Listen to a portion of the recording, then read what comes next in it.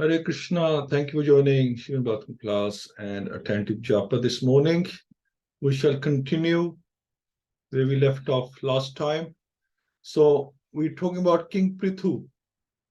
He had the ruler potency of the Lord and amazing king, and he was doing so much for his citizens.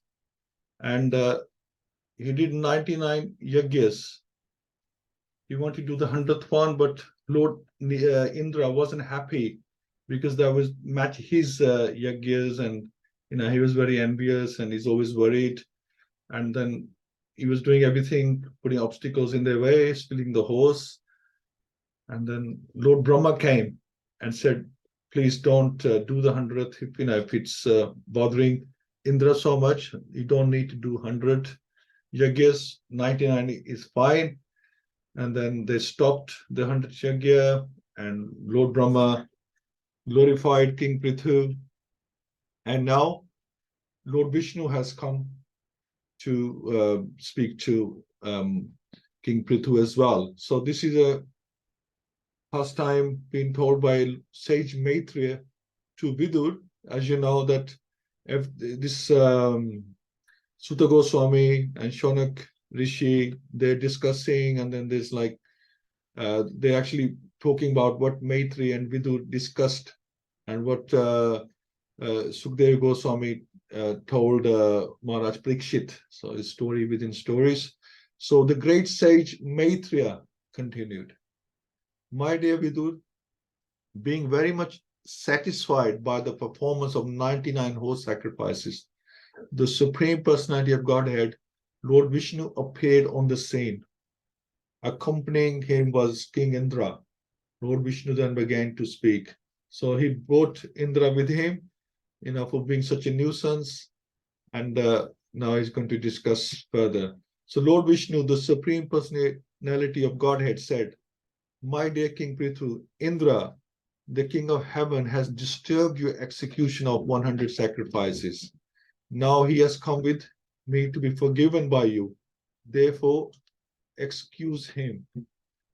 So he wants Indra to be excused for his mistakes, and it's not the first time and or the last. Let's do a quick prayer. Om Namo Bhagavate Vasudevaya. Om Namo Bhagavate Vasudevaya. Om Namo Bhagavate Vasudevaya. Mukham Kroti Vachalam Pangum Langyate Garim Yat Kirpa Tamamande Shri Guru Deen Taranam Paramnanda Madham Shri Chadna Ishram.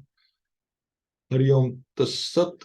Narayan Namaskritya Naram Cheva Narottamam Devim Saraswatim Vyasam Tato Jaymaduriyet Nasta Prishvabdareshu Nityam Bhagavad Sevya Bhagavati Uttam Shloke Bhakti Bhavati Nestaki. Hare Krishna. So, O King, one who is advanced in intelligence and eager to perform welfare activities for others is considered best amongst human beings. An advanced human being is never malicious to others. Those with advanced intelligence are always conscious that this material body is different from the soul. So in daily life, we find that when a madman commits murder, he's excused even by a high court judge on mental ground. If somebody is mental, then they send him to a mental asylum, that they don't execute him. The idea is that a living entity is always pure because he's part and parcel of the Supreme Personality of Godhead. When he falls into the clutches of material energy, he becomes a victim of three modes of material nature. Indeed, whatever he does it under the influence of material nature, as stated in Bhagavad-Gita, na kartavritam na karmani lokasya sarjati prabhu na karm phal samyogam sambhavastu paravartate. The embodied spirit, master of the city of his bodies, does not create activities, nor does he induce people to act, nor does he create the fruits of action. All this is enacted by the modes of material nature.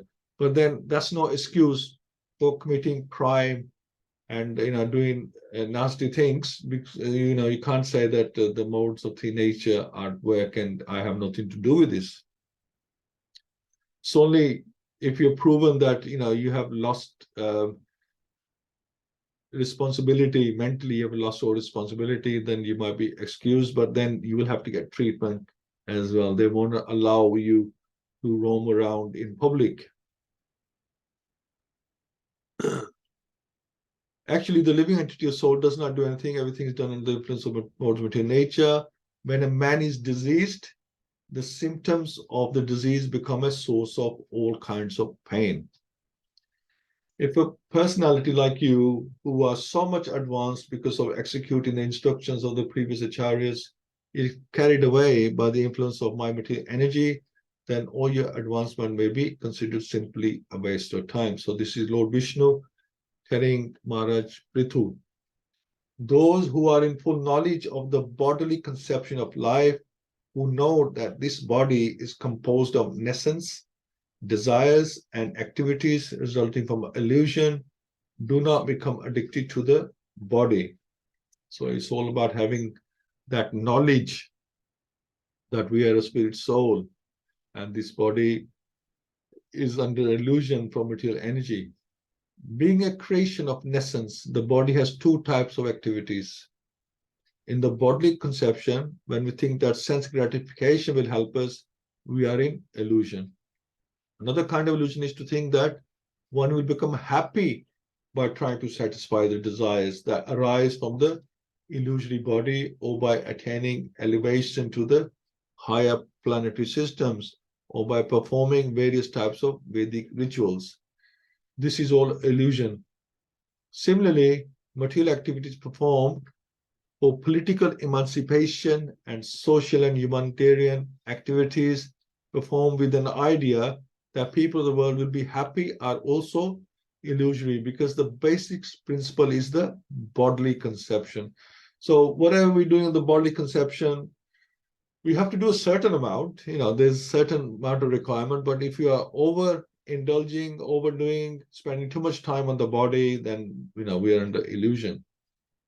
Whatever we desire or perform under the body conception is all illusion. In other words, Lord Vishnu informed Prthu Maharaj that although the sacrificial performances set an example for ordinary people, there was no need for such sacrificial performances as far as his personal self was concerned.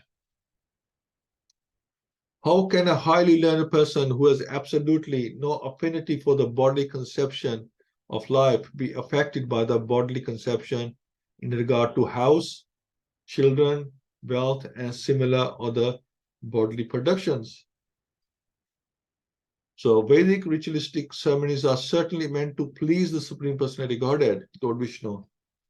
However, by such activities, one does not actually satisfy the Lord.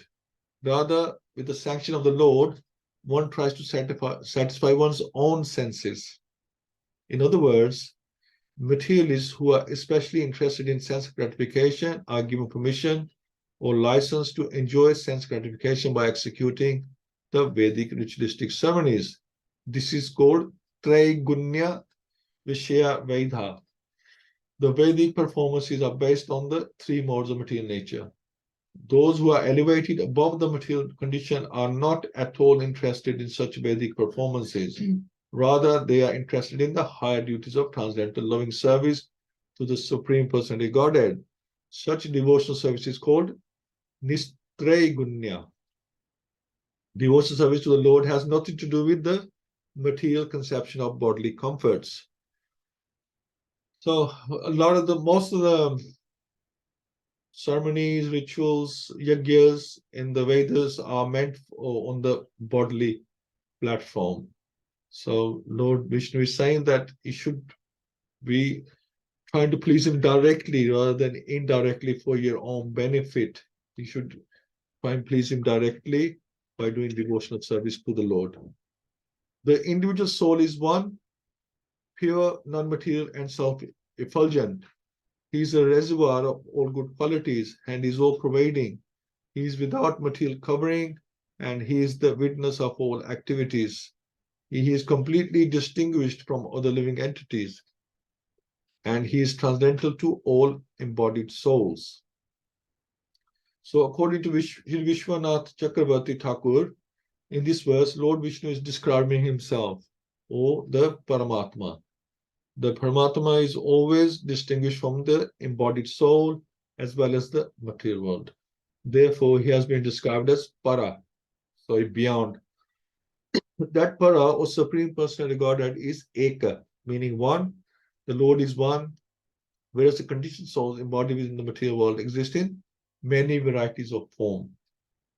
There are demigods, human beings, animals, trees, birds, bees, and so forth. Thus, the living entities are not Eka, but many. So we are so many individuals, whereas the Lord is one. As confirmed in the Vedas, Nityo Nityanam Chetanash Chetananam. The living entities who are many and who are entangled in this material world are not pure. However, the Supreme Personality Godhead is pure and detached due to being covered by the material body. The living entities are not self-effulgent, but the Supreme Personality Godhead, Paramatma, is self-effulgent. The living entities being contaminated by the modes of material nature are called Saguna, whereas Paramatma, the Supreme Personality Godhead, is called Nirguna, not being under the influence of the material modes. So this is what Nirguna means. Not some people think that Nirguna means that he has no form, but it just means that he's not influenced by these three modes.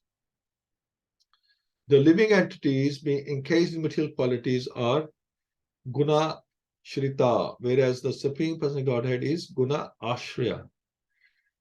So conditioned soul's vision is covered by material contamination. Therefore, he cannot see the cause of his actions and he cannot see his past lives.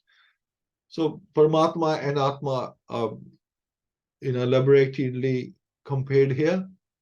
The Supreme Person Godhead, not being covered by a material body, is the witness of all the activities of the living entities. But both of them, the living entity and the Paramatma, the Supreme Person Godhead, are Atma. So there's Atma and there's Paramatma. So they're both Atmas or spiritual. They are one in quality, yet they're different in so many ways, as we just discovered. Especially in regard to the six opulences, the Supreme Personality Godhead has in full. Full knowledge means that the Jiva Atma, the living entity, must know both his position and the Supreme's position. That is full knowledge. So God is in full knowledge. He has knowledge of everyone's Atma. So sometimes we try and compare Atma and Paramatma. We think we are spiritual, we are same quality as God, so we are good as God. But that is not the case, as we've just discussed, that although we are spiritual, we have a Sat Chit Ananda a body, a spiritual body we can have. But apart from that, we are very different to the Lord. We are very limited, whereas God is unlimited in every way, even in the six opulences. Although within the material nature, one who is thus situated in full knowledge of the Paramatma and Atma is never affected by the modes of material nature, for is always situated in my transcendental loving service. When the Supreme Personality Godhead appears in this material world, he is not affected by the modes of material nature. Similarly, those who are always connected with the Supreme Personality Godhead, even though they be within the material body or the material world, are not affected by the material qualities. That is explained very nicely in Bhagavad-Gita. Mamcha yo vaibhicharena bhakti yogena sevate saguna samitit yaitan brahma bhuyaya kalpate. One who is unflinchingly engaged in the devotional service of the Lord surpasses the material qualities and attains Brahma realization. In this connection, Srila Rupa Goswami says that if a person is always engaged in the service of the Lord with his body, words, and mind, he is to be considered liberated, although living in the material world. Because if you are engaging in the service of the Lord with your body, words, and mind, then you are liberated. You might as well be in the spiritual world. It's the same thing, because that's what you will be doing there. You'll be serving the Lord with your body, words, and mind. So there is no difference. This is why it's considered already liberated, because you're not hankering for anything material. You are totally absorbed in spirituality and doing the same thing as you would be doing there. The Supreme Personality Godhead, Lord Vishnu, continued, My dear King Prthu, when one situated in his occupational duty engages in my loving service without motive for material gain, he gradually becomes very satisfied within. So occupation duties are known as one ashrama dharma and apply to the four divisions of material and spiritual life, namely Brahman, Kshatriya, Vaishya, and Shudra, and Brahmacharya, Grasta, Vanprastha, and Sannyas. So this is the Varna and the ashrams. If one works according to the one ashrama dharma system and does not desire fruitive results, he gets satisfaction gradually. Discharging one's occupational duty as a means of rendering devotional service unto the Supreme Personality Godhead is the ultimate goal of life. So Bhagavad-Gita confirms this as a process of karma yoga. In other words, we should act only for the satisfaction of and service of the Lord. Otherwise, we will be entangled by the resultant actions. So everything should be done with the Lord in the center, not for our own exclusive benefit. Everyone is situated in his occupational duty, but the purpose of material occupation should not be material gain. Rather, everyone should offer the results of his occupational activities. So whether it's name, fame, wealth, whatever it is, and the qualities you have, they should be offered to the Lord. A Brahman especially should execute his occupational duties not for material gain, but to please the Supreme Personality Godhead. The Kshatriya, Vaishya, and Shudra should work in a similar way. In this material world, everyone is engaged in various professional and occupational duties, but the purpose of such activities should be to please the Supreme Personality Godhead. Devotion service is very simple, and anyone can adopt to it. Let one remain what he is. He need only install the deity of the Supreme Lord in his house. The deity may be Radha Krishna or Lakshmi Narayan.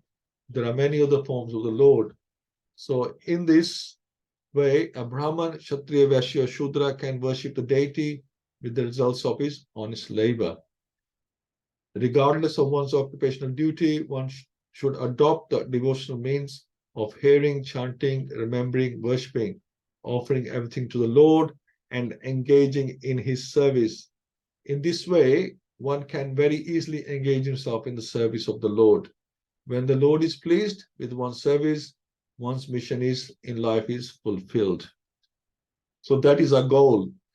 That is our prajna, to please the Lord. Whatever we're doing, we want to please the Lord. We want to make sure that whatever I'm doing, will the Lord be pleased by what I'm doing, by my actions, by my speech, by my words, by my activities? Is the Lord happy with that? That is our main goal in life. Whatever we do, will that satisfy Krishna himself? That's the thing. When the heart is cleansed of all material contamination, the devotee's mind becomes broader and transparent, and it can see things equally. At the stage of life, there is peace, and one is situated equally with me as Satchit Anand Vigraha. So that's the only thing we have in common with the Lord. And once the heart is cleansed, then we have, we can be in that position. The Mayavad conception of Kevalya and that of Vaishnava community is different. The Mayavadi thinks that as soon as one is free from all material contamination, he is merged into the existence of the Supreme. The Vaishnava philosopher's conception of Kevalya is different. He understands both his position and the position of the Supreme Personality of Godhead. In the uncontaminated condition, the living entity understands that he is the eternal servitor of the Supreme, and that is called Brahman realization. So if somebody asks what is Brahman realization, Brahman realization is understanding that we are a spirit soul and we are servitors of the Lord. That is and this is the Mayavadi thinks that we are equal to the Lord, but we are not. We are spiritual for sure, but we still remain the servants of the Lord. We don't suddenly become God. Oh, our Atma is not God. it is a servant of Paramatma, who is the spiritual perfection of the living entity. This rapport is very easily achieved, as stated in Bhagavad-Gita. When one is engaged in the transcendental loving service of the Lord, he is immediately situated on the transcendental platform of Kaivalya, or Brahman. So this is the Lord Vishnu, although he gives a lot of advice, which will continue in coming weeks, to Maharaj Prthu, but he's telling that don't think on the material platform, think on the spiritual platform, and he's told him the difference between even the spiritual platforms, that first of all, you're not material, you're spiritual, and even when you're spiritual, you're Atma, you're not Paramatma. So he's told him all the different stages, that what our position is, and we should not hanker too much after material gain or bodily gain. We should be Maharaj Prthu should be teaching the citizens about devotional service rather than doing all these yagyas and sacrifices for material benefit. He should be actually helping the citizens to gain devotional service to the Lord, pleasing the Lord directly. So very interesting, Lord Vishnu giving this advice. So thank you all so much for joining. Venkat Prabhu, Shrishi Mataji, Prem Prakash Prabhu, Praveen Mataji, Partha Prabhu, Madhav Sham Sundar Prabhu, and Ishani Mataji. Thank you so much. And would love to get your point across on this. What do you think? What is Lord Vishnu trying to say? And or what do you understand by this? Or what did you like about this? So please share. And I'll start with Venkat Prabhu. We'll start from the bottom upwards today. Hare Krishna Prabhu, how are you? Hare Krishna Prabhu. Thank you. For me, nothing much is there to add it, but thanks for your association, thanks for your time and everything. Yeah. Thank you for joining. And anyway, stay online so we can listen to some more input. Yeah, I need to join some meetings, Prabhuji, so that's why I have to drop off. Sorry for that. No problem. Haribol. Haribol. Hanji, Ishani Mataji, Hare Krishna. Hare Krishna, Prabhuji. Dandavat pranam to all. Yeah, I joined a bit late, Prabhu, but yes, this was an amazing topic. I like the philosophy of Kaivalya as well, how it is differentiated from Mayavadis. And it said that once the heart is cleansed, so when the pure devotee reaches the that stage of transcendence. We were also reading chapter 6 of Bhagavatam, in which Narad Muni has described his journey. And that as well, it is mentioned that when he reached that stage, the stage of transcendence, then he could experience that experience he had was literally, he has mentioned that it was divine for him. And some places he is also mentioned as, it's written Bhagwan in front of his name as well, Narad Muni. So it's written Bhagwan Narad. So that means when I discussed this with my Prabhu, and he was like, once Prabhupada has also described it, once you reach that stage of pure devotion, then then there's no difference, like your heart is so cleansed that this can be said in the before the name of Bhagwan can be said in before the name of the pure devotees. So I'm not able to describe it very perfectly, but yes, I was this point really stood out for me at that point. Thank you, Prabhu. That is what I need to add. Thank you, Haribol. Yeah, I mean, Bhagwan, even Lord Shiva is called Bhagwan at times. Bhagwan word is used for many demigods as well, but This is why Prabhupada mentions Krishna as the supreme personality of Godhead. I mean, he's above all the Bhagwans. You know, he's the, I don't know, Mahabhagwan. What would you call this side?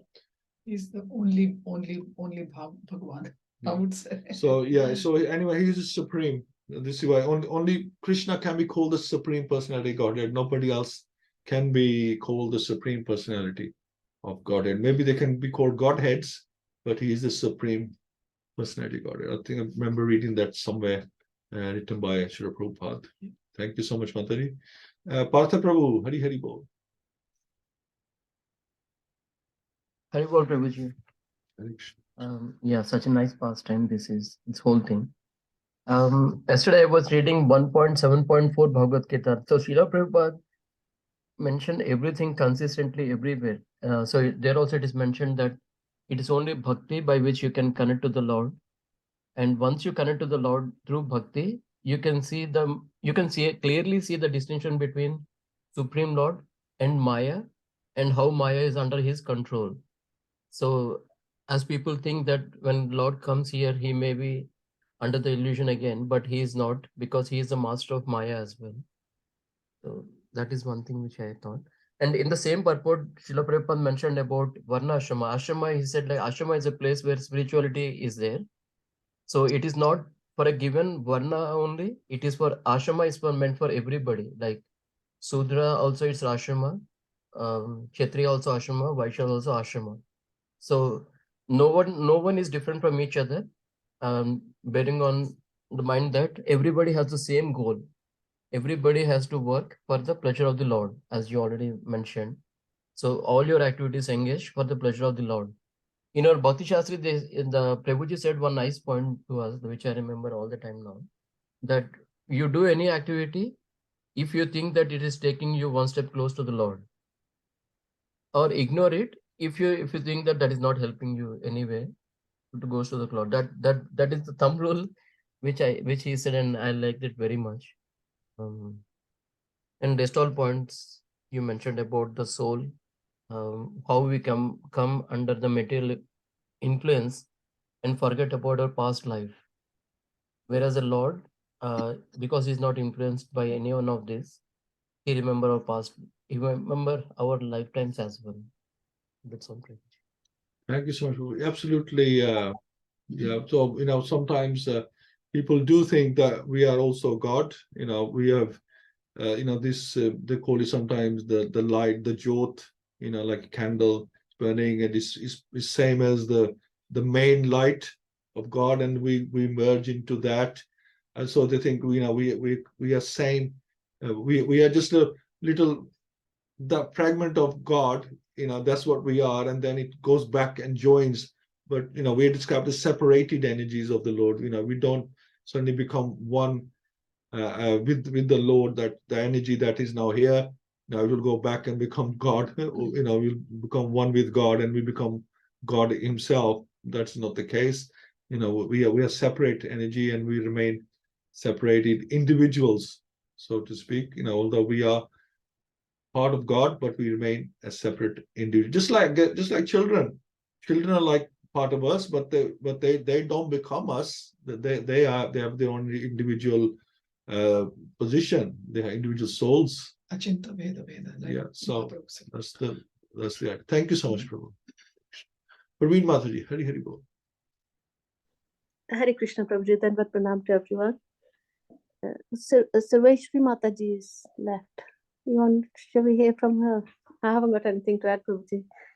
It's just like what I'm getting is like we have to listen to our acharyas, and the emphasis is on the devotional service to keep Krishna in the center. And like in the Bhagavad-Gita also, Lord Krishna is telling us how to overcome all the vices, free of envy.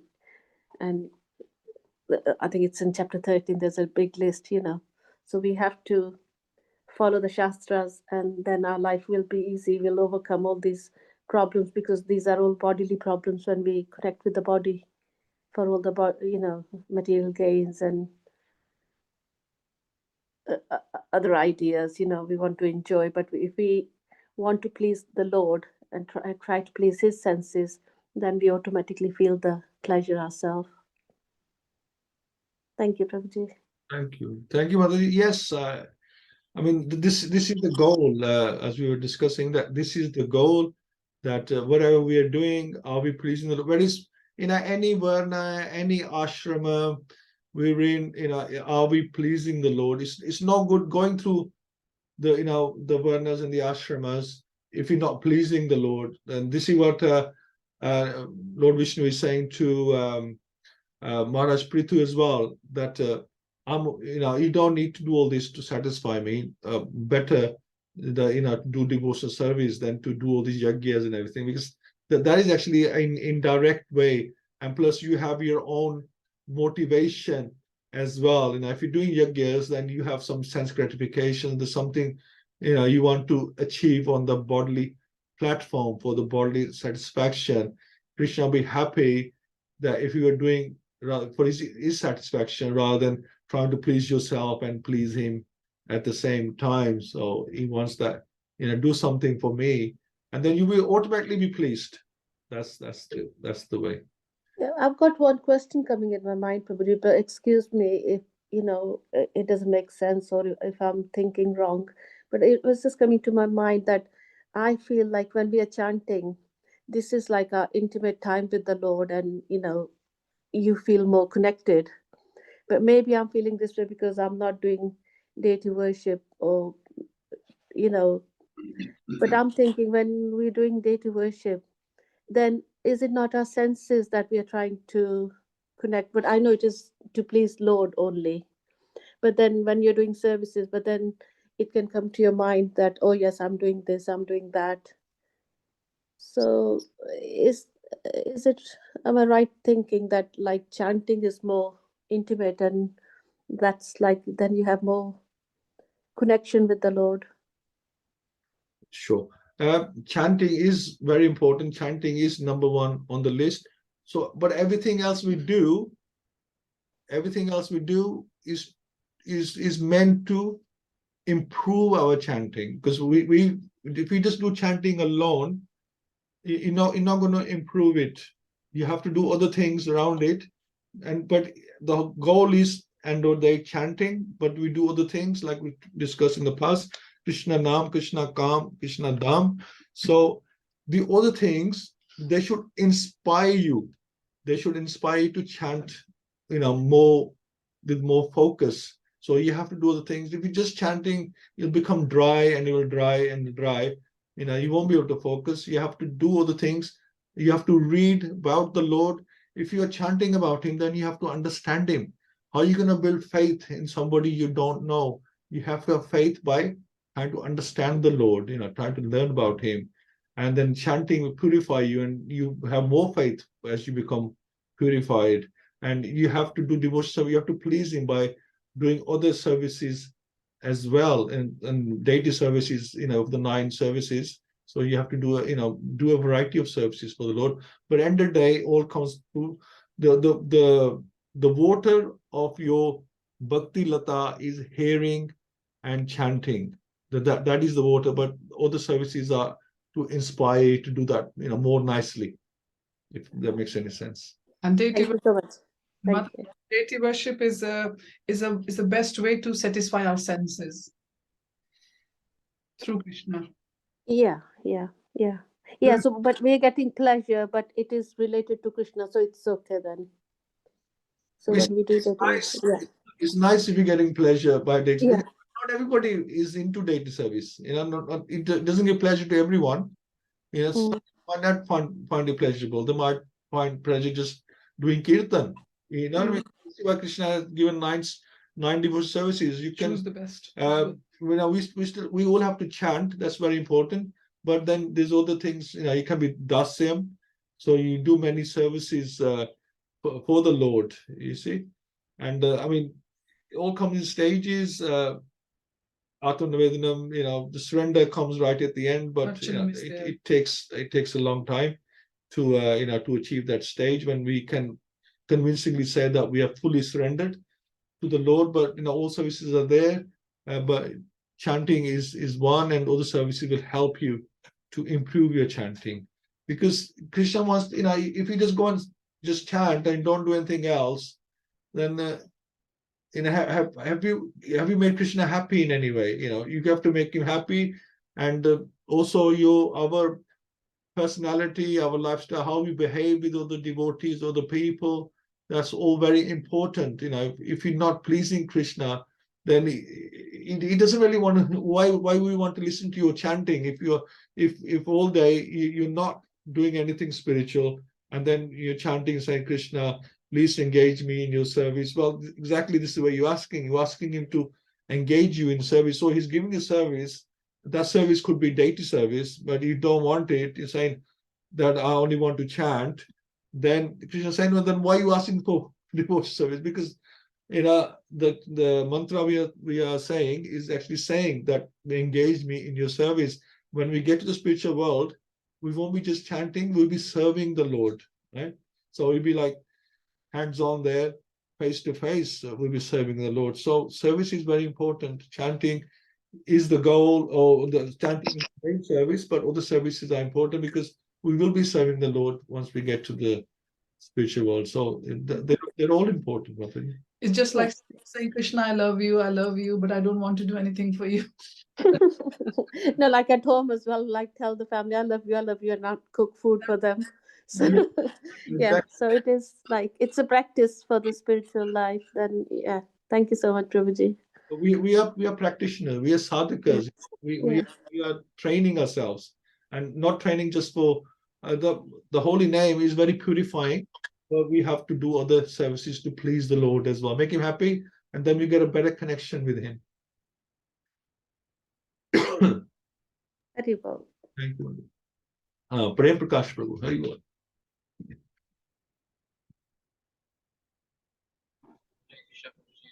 Hare Krishna. Sorry, Prabhuji, I was actually driving around to school, so at that time I couldn't listen a lot. But obviously, the Mayavadi philosophy was there, and then Prthu Maharaj was saying how one is progressing on bhakti, and with the discussion, what is going on.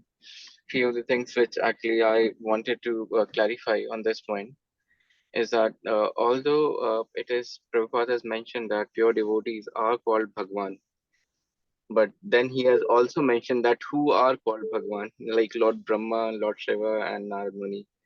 So with that example he has given, so not everyone is placed in the same category where we call Bhagwan to others as well. So because they are able to retain Krishna all the time in their heart, so that is when they've been called Bhagwan. Not everyone is reference in the Shastras as Bhagwan. So that one understanding we need to still have.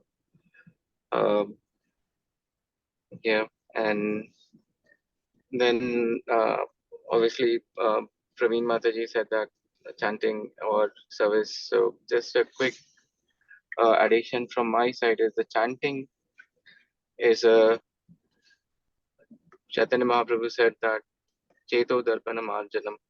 So basically it's cleansing the heart to actually realize Krishna. And then when cleansing the heart, that means that we have dust of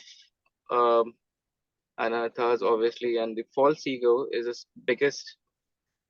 That's the last stage, basically, of the false ego, that we try to associate ourselves with our body, and then at the end we try to compare ourselves with Krishna, because as we go on near to Krishna, then we try to compare ourselves. We start comparing ourselves with Krishna. That is the last layer of Maya. So basically, once one goes beyond it, then the pure devotion, obviously the purity starts.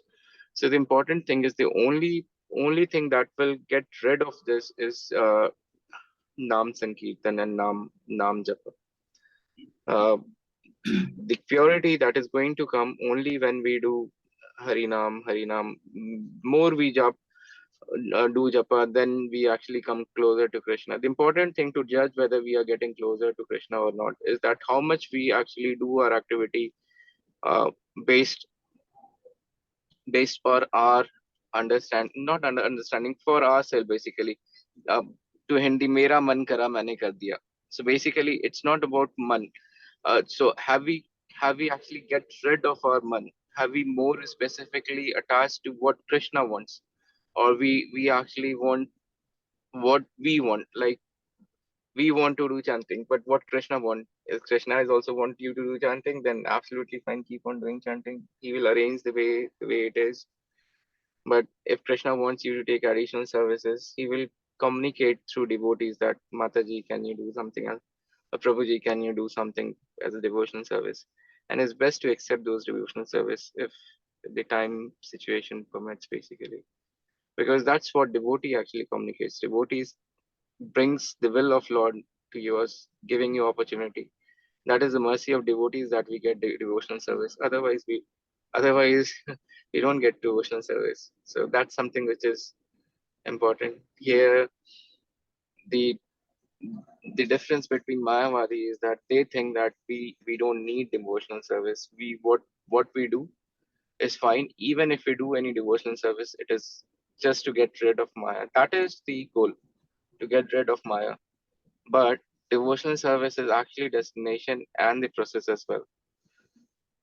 That we need, I mean, being a devotee, as a shiksha and a sadhaka, we need to understand that is that devotional service, chanting is because we can chant better.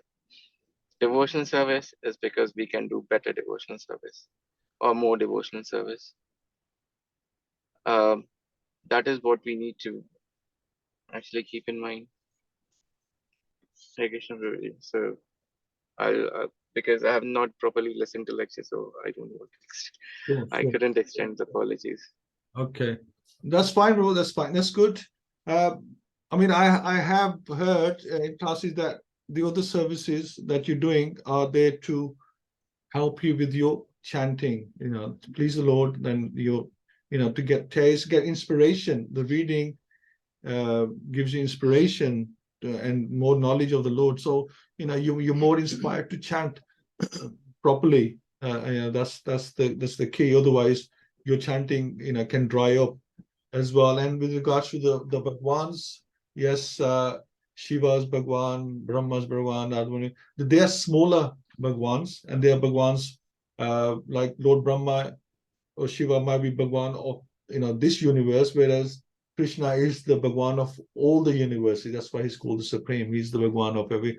So Lord Brahma or Shiva is not Bhagwan of all the universes. They have their own Brahmas and Shivas there. But Prabhuji, from this point, basically, I've read in several places in Srimad Bhagavatam how Prabhupada actually brings this point is that they are called Bhagwan because they are able to carry will of the God, will of Krishna all the time, all the time in their heart, and they have not even a single intention or any way which is will is different from them, and that's why, because they are carrying the heart or the will of Krishna in their heart, so that willingness or that carrying on the, I mean, that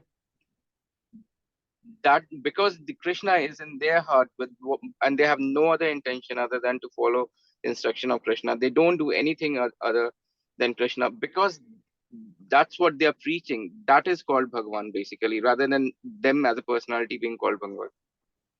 So in Prthu Maharaj, I think it's explained, but in the different cantos, it's everywhere when Bhagwan is there. This is how Srila Prabhupada perceives it. He don't actually say that they are Bhagwan because they are called Bhagwan, but they are called Bhagwan because they carry Krishna every time in their heart. And because Krishna is in there and there's no other intention, no other things that is there. And that is how they are called Bhagwan. Not as a controller Bhagwan, but as because they are related to Krishna. So in that way, they are called Bhagwan. Do you think that is a correct understanding of mind, Prabhuji, or there's something different? I mean, the thing is, there's many ways, like even Atma, even the mind is called Atma sometimes. There's like so many ways. Yeah. There are different ways, definitely. And the way Prabhupada explains is a very situational, I mean, at that time. It depends on what context he's talking, and you mentioned like the control as well. So, Prabhupada, at least he's very careful So Shiva is the controller, Brahma is the controller, but Krishna is the supreme controller. So he makes sure that he uses the word supreme only for Krishna. Yeah, The others we can that's true. interchangeably, we can say they are Bhagwan, we can say they're controllers, we can say they have some proprietorship, but supreme is only Krishna. I think as long as you remember that, we can, we can do work with the rest of it, I think. Sure. And with regards to the chanting, yes, I mean, it's only people like Namacharya Haridas Thakur, he was like just only chanting, but he, like you say, he was empowered to do that. I don't think we are empowered to do that, or neither will we be empowered just to chant, and neither we have the the mentality or the physique, the bodily strength to do only chanting. Because if we're only chanting, then we, can we do 192 rounds a day, which we can't, right? We can just about manage 16. So the other services are also necessary to to inspire us to do that. So yeah, we can discuss it all day long. Yeah, sorry, one more point, Prabhuji, that's coming to my head. Sorry, you can answer some other time. Yeah, I understand now the importance of devotional service and day to worship, everything. But again, thing keeps coming to my head, like Dhruv Maharaj, because at a very young age, he attained the Lord, through chanting. I know I can't do chanting to that level. I can't do that. But I'm thinking chanting probably will give you more vairagya easily than. Mataji, yes, sir. No? You're breaking, Mataji. Sorry. Oh, sorry. Yeah. Is that better now? Yeah, I've got it. Yes, sir. Yeah. Yeah. Yeah, I mean, Guru Maharaj, he wasn't, he was chanting Om Namo Bhagavate Vasudevaya. He wasn't chanting the Mahamantra. Oh, yes. Yeah.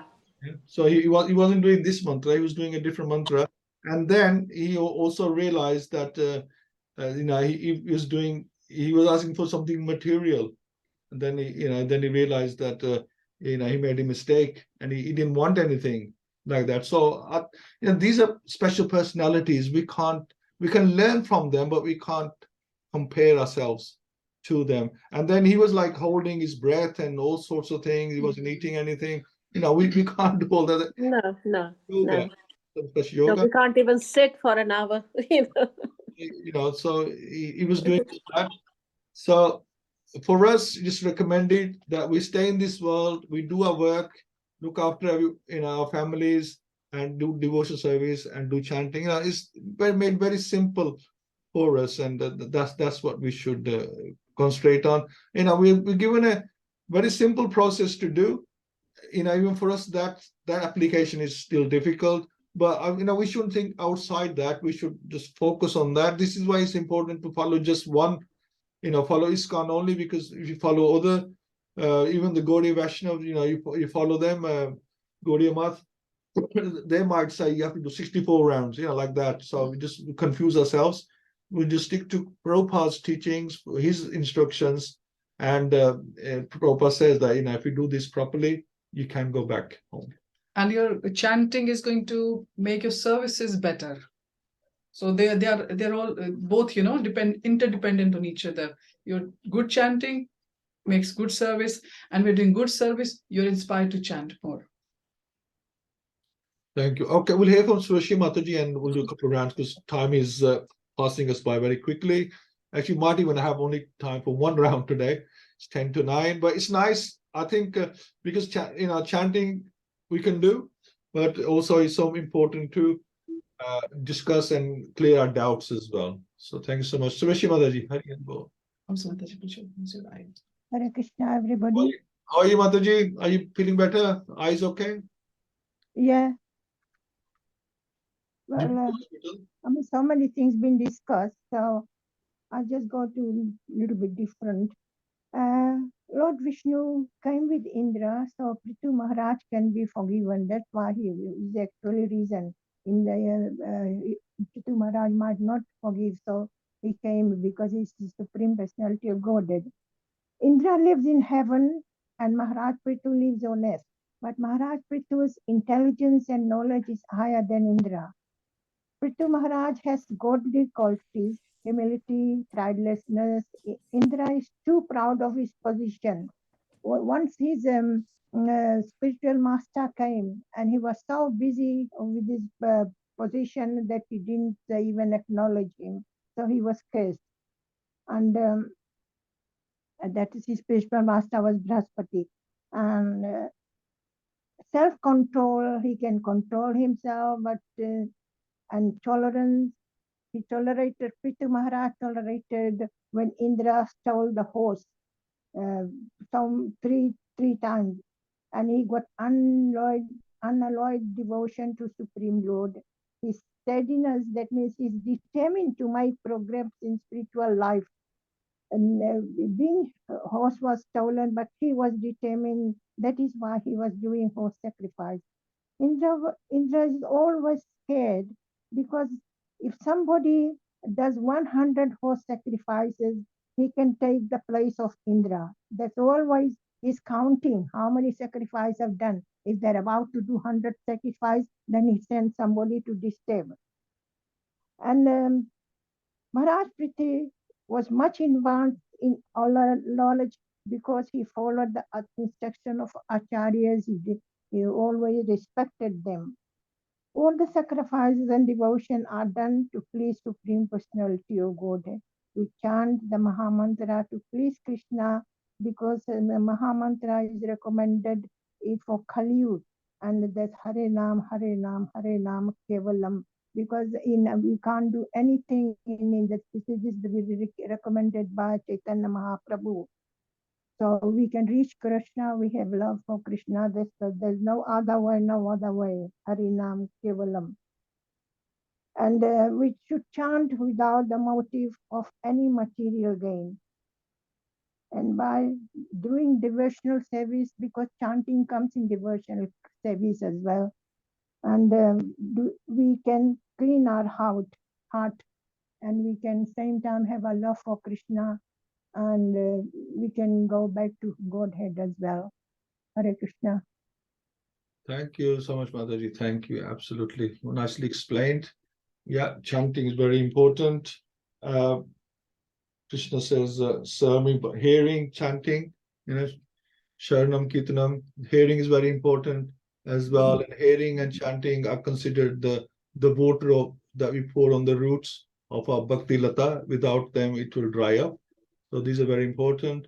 And we get inspiration from doing other things. And importantly, when we are serving Krishna, when we're doing devotional service, then we start getting realizations as well. It's very important to get realizations in the heart. That's what that's what changes the theory to practice. We have to get realizations, otherwise it all remains a lot of theory. And by theory, it doesn't mean anything. We forget theory, and then also, we're not able to apply it. Then what's the point having all that theory?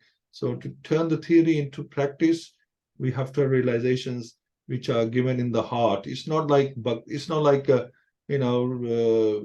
our university education or books like that we learn in the head, and we absorb them in the head. But the scriptures, instructions, they have to be absorbed in the heart.